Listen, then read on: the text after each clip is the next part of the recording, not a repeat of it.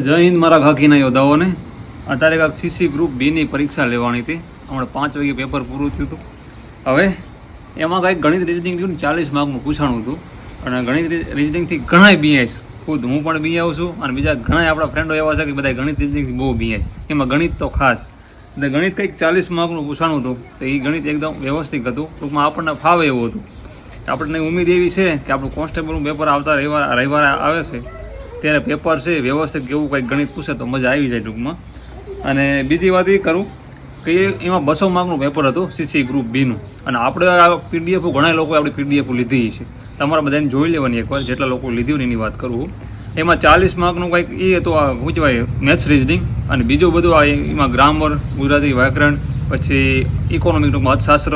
અને બીજી વાત એ કરું કે આપણે કંઈક કોન્સ્ટેબલને અને સીસી ગ્રુપ બીને વિષય ઘણા સેમ થાય. માની લો ઇતિહાસ છે, વિજ્ઞાન છે, વારસો છે, ભૂગોળ છે અને કરંટ છે, બંધારણ છે, આ રીતના.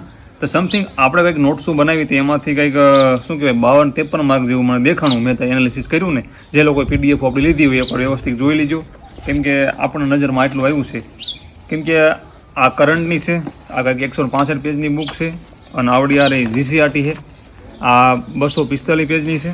અને આ છે પાર્ટ બી કોન્સ્ટેબલનું રિવિઝન. આ ત્રણ રિવિઝન બુક છે. ખરેખર તમારે 2 દિવસમાં કમ્પ્લીટ ઘણું ખરું રિવિઝન થઈ જશે.